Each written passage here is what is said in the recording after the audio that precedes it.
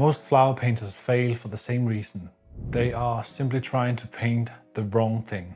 They're painting petals, but they should be painting light. I'll show you what I mean.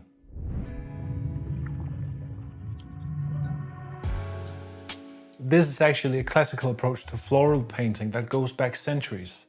And once you see it, you can't unsee it. The first ones you see here, they have way more detail and you can see all the petals. The painters clearly worked hard on this one, but they still look dead. This one has fewer petals and it even has some edges that disappears into the background, but it still feels more alive. And why is that? Because the second painter wasn't trying to render every single detail in the petals. They were studying how light lands and helps convey form, and how translucent light works in leaves and in petals, and how light bounces off the surface. And once you understand that, everything changes. The order you paint in, the decisions you make along the way, even everything that you leave out, suddenly all of these things matter. Here's the principle I want you to take away from this video, even if you forget everything else. A flower is not a shape made by petals. It's a structure that catches light. The petals are translucent, so the light passes through them. They overlap, so they cast shadow on each other. And also they are curved, so the light wraps around them and turns. And essentially that's what you're painting. Light passing through translucent forms. It's almost like the petals are a side effect. And this is what classical ateliers have always taught, which is value structure first, color temperature second, and edges last. And that order matters because each stage answers a question about light, not about flowers. So with that in mind, let's dive into it and see how I painted this flower painting. Stage 1, the wash. This is where I draw and place color at the same time, using paint thinned right down with the solvent. And in this case, I used Gamsol. Gamsol thins down your paint, but it also makes your paint dry faster. And it's great using Gamsol for the first layers. And then you can build up your layers with more fat paint, where you can either use paint straight from the tube or you can add oil as you go.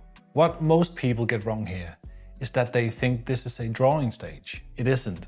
I'm not drawing petals. I'm measuring where the light is. So I'm trying to carve out the shapes of the bouquet and the vase.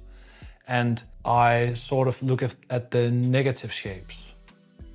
So I fill in the background first. So watch what I'm doing. I'm establishing the big shapes of the bouquet with a mid-tone wash. But instead of using a wash to do a value wash, I do a color wash. So I focus more on the local colors of the different parts of the painting.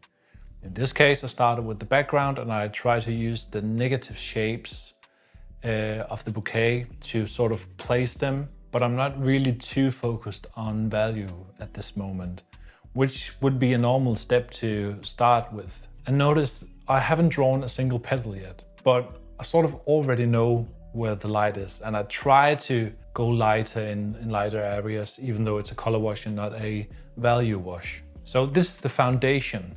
If the light structure is wrong here, then no amount of detail later will fix it. So you have to get this right, and then everything else becomes easier.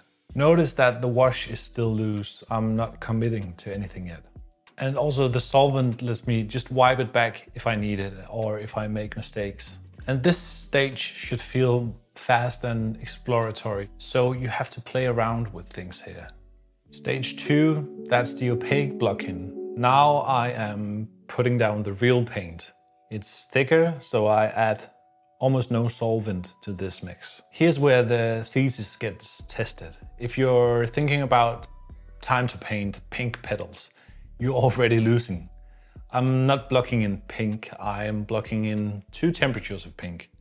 So I have one for the light side of the flower and one for the shadow side. And I even have different mixes for when I paint the flowers in the foreground and the flowers in the background. So same flower, 2 notes. The light note is warmer and slightly higher in value, and the shadow note is cooler and lower. So the difference between those 2 notes is what makes the flower turn in space, and it's really what makes it feel like 3-dimensional. If I painted the whole flower one pink, it would be flat, but with 2 temperatures, it suddenly has form. So I do this for every flower, every leaf, every part of the background. 2 notes minimum and sometimes 3. And I'm still not painting petals. I try to restrain myself and only paint the light for now. Just a quick note, if this approach of painting is interesting to you, then I teach it much more in depth on my Patreon. You'll find full-length tutorials where I guide you through every decision that I make along the way, and you can see every brush stroke and you can see my palette while I paint. The library grows every other week where I post a full-length tutorial. They often last more than 1 hour. They're quite in-depth and I think they hold a lot of value. There is a 7-day free trial and the link is in the description. Back to the painting. Stage 3, modeling. This is where most people think the painting starts. And for me, it's also where it's almost finished. So the modeling is refining the, you could say, light to shadow transitions inside of each form. So the goal is that every brushstroke I make from here is answering one of the 2 questions. Either is this area warmer or cooler than what's next to it, or is it lighter or darker? And that's it, 2 questions, over and over. I'm trying to find where the light wraps around it. And I'm trying to find where the halftone sits between the highlight and the shadow. And also trying to place the petals, like where does one petal sit in front of another and where does it cast a small shadow on the other one. And when I do this right, something happens that feels almost like, it feels magical. The petals suddenly appear out of nowhere. It can look so wrong for so long, but all of a sudden it starts to look right. And that's my favorite moment when painting. It's almost like the petals, they emerge from all the building that we've done, the foundation that we laid. And this is what the classical tradition means when they say the painting paints itself. Because when the foundation is right, the final stages feel sort of effortless. Stage 4, edges and background. The last decisions. An edge is where light meets shadow or where one form meets another. So you can have a hard edge that read as a sharp light and that tends to be more direct and focused. Then you have soft edges that reads as diffuse light, for example, and they read more atmospheric and distant. And this is a great way of using theory to manipulate the way that the viewer's eyes are being guided through the scene.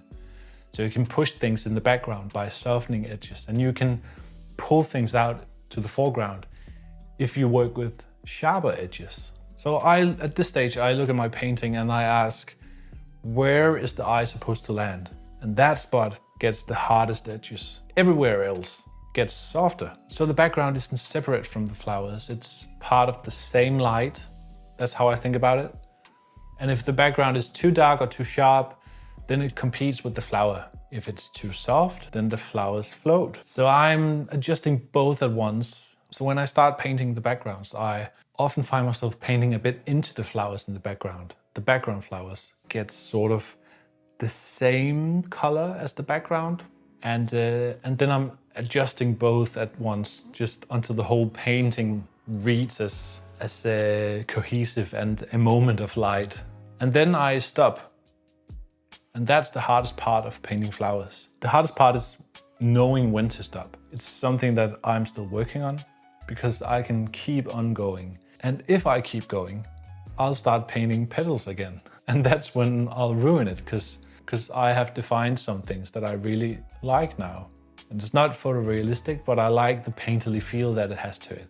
So here's the final painting, and just look how many petals you can count here, because maybe we have a dozen that is quite defined, but the rest of them are more suggested in a way and almost fading into the background with the background flowers there. And I like that feeling that it gives. It still reads like a full bouquet of flowers. And that's because every single mark on this painting is doing a different job. We have marks here that create quite sharp edges and pulls things out and makes you focus on them. And then in the background here, we have soft edges, and all these brush strokes, they make it feel alive in my opinion. I think that if I painted every single petal on this painting, I think the painting would have felt too complex and actually too small in a way. more cramped. I think you should leave some things unsaid in a painting. And that's the principle of a flower painting. Isn't really a painting of a few hundred petals. It's more about painting light and making informed decisions along the way that helps create a better painting. So it's really a study of light. I would say that this is a study. And if I wanted to create a more finished painting, I would spend way more time on it. But I like it as a study, and I think I learned something new from it. When studying organic forms, you always learn something about light and edges and temperature, in my opinion. Again, if you want to go deeper into stuff like this, master copies, studies, portrait tutorials and stuff like that, then that's all inside my Patreon with a 7-day free trial. You'll find the link in the description. Also, if you want to see more videos like this, then please hit the subscribe button. See you in the next one, and thank you for watching.